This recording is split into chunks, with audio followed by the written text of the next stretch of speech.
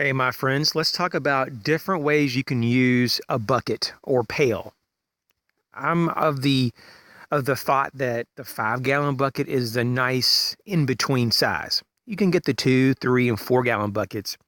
They're a little bit less common, but they're out there. You can also get the 6, 7, and 8 gallon buckets, but for most applications, they're just a little too large. The 5 gallon bucket is the sweet spot. And so that's what I've pretty much have gathered from my collection. I have a large amount of 5 gallon buckets. And I want to give you some examples. Here today, we have 15 examples of things we can use buckets for. The first is a porta-pot, a portable space to put waste, if you will. And so how would you do this? First off, you can get one of the smaller yard waste bags or leaf bags, that really heavy duty material. If you don't want to go that route, get the heaviest duty garbage bags possible. And you don't need the very large ones. You can just get a smaller one because this particular bucket isn't that big. And so you use that as a liner. And you can take whatever you have, maybe it's cordage, maybe it's oversized rubber bands to secure on the outside here the actual liner. Now inside that liner, you may want to put kitty litter, silica gel, sand. Some people put even sawdust. It just depends on what you have available on the inside to help absorb some of the waste and liquids as well. Now on the top, people sometimes cut or score those long, stringy, hollow floats. You find these all over the place in the pool selection or the pool supply area of a store. And they typically call them like floating noodles, but they're just long strips and a foam-like material. And you can score them on one side and you can fit those noodle floats around the edge here and just cut off what you don't need. So it kind of creates a cushion on the actual rim or lip here of the pail. And so that's one way to make it more comfortable to sit on. In terms of an actual lid, you can actually get lids if you're okay with taking off your seat cushion, or you can just simply have a piece of tarp that can be, laid over top and just covered. And when you need to access it, you just pull back the tarp. Of course, there's some seats that are made for 5 gallon buckets that can be purchased that aren't really that expensive. And they have a little hinge and the little seat comes down and it has a cover. And so that's another option as well. But that's a little more fancy. And if we're just talking about very simple means to make a porta pot, you don't really have to have these specialized lids with hinges. The next example would be a water filter. There's really kind of like a standard way that I've seen most people do this. And that is going to be either drilling holes in the bottom and setting this particular pail or bucket on top of another one that also has some holes drilled into the upper lid. And so the water, as it goes and gets filtered through this pail, will leave through the bottom and go into the bottom pail so that you can actually store fresh water.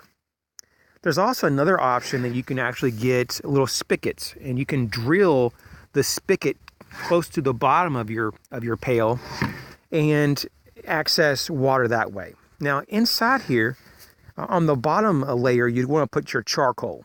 You'd probably want to put maybe 4 to 6 inches of charcoal, and then maybe another 4 to 6 inches of sand.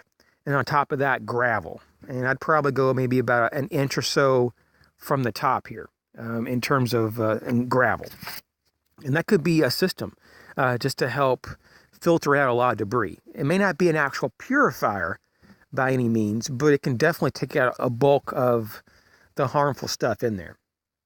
And of course, if you have bacteria and viruses, it may not get it out. So you may have to go another step and to treat the water through chemicals or maybe through boiling the water or through other means. Maybe you have another filter system you can run it through, but this could be at least a first stage for filtering. Another example you could use with a bucket is a cache system. Cache systems is just another way of saying some type of container that is filled in with certain type of materials. It could be a survival kit, it could be medical supplies, whatever you would like, and it could be stashed somewhere. If you get the proper types of lids, it could be fairly watertight and airtight. So you could actually bury this. I don't really recommend doing a lot of burying with these kind of buckets, but you could actually bury them almost level to the ground so they're easier to get out, and just put debris over top of this. That would be one option. You could take these buckets and fill them up and close them up and keep one in your vehicle with supplies, one in your attic in your home. Maybe have a bucket of supplies in a garage or a barn or shed. So a cache system. It could be put, in between your home and your bug out location. There's just numerous ways that you can use cache systems.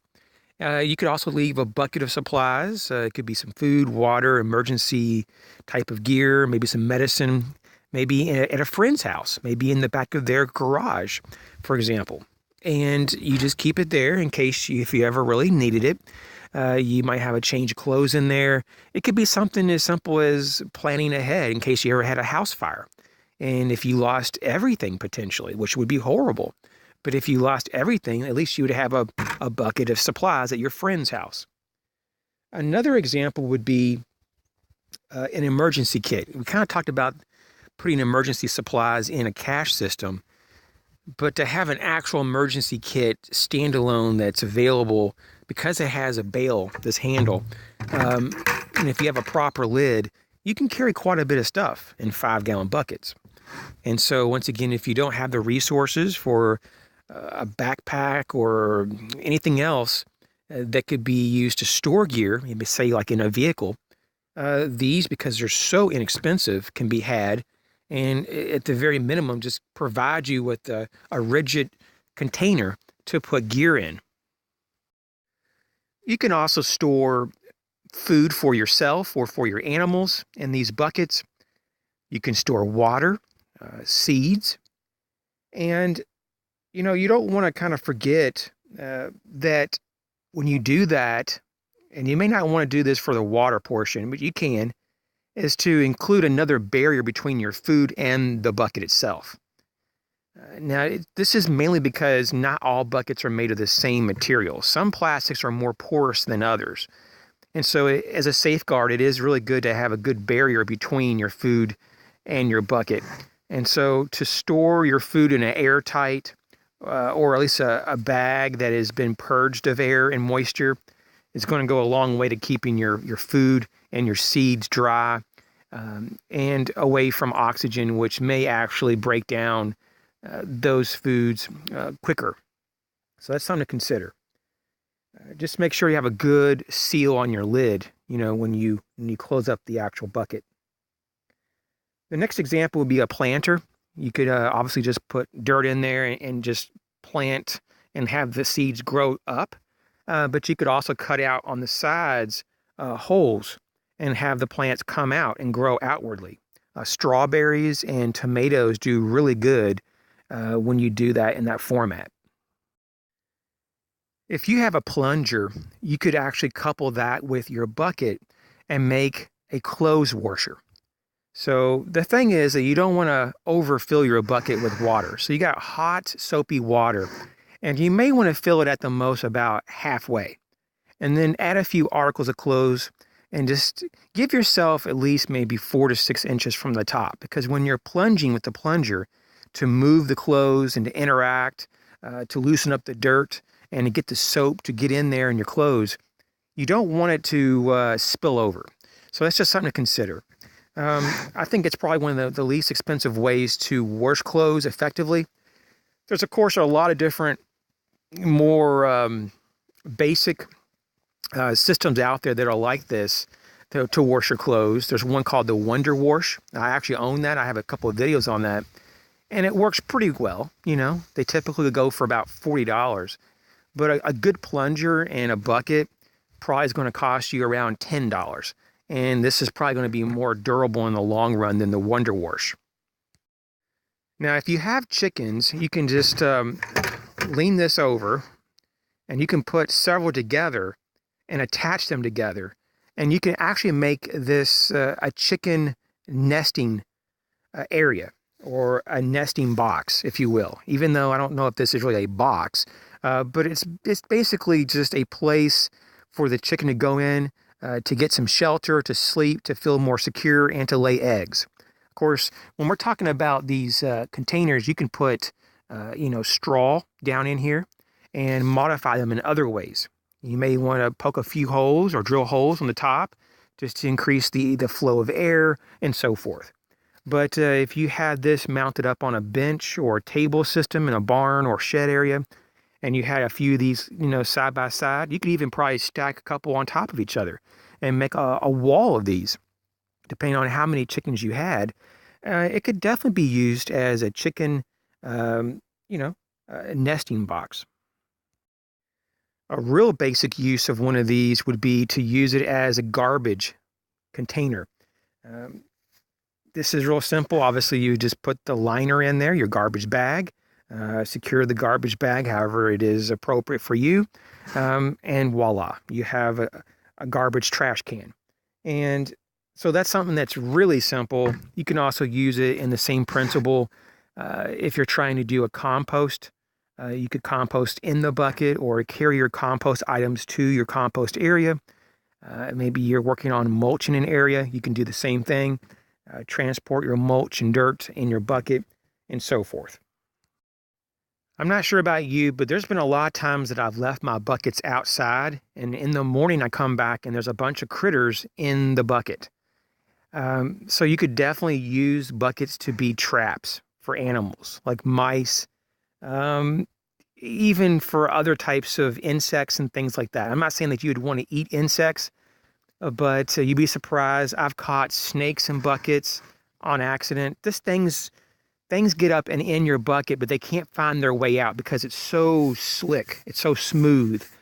And so it's very common to find beetles, snakes, and other small critters that just fall in there. And if there's a little bit of water, then they may drown. So it's just something to consider.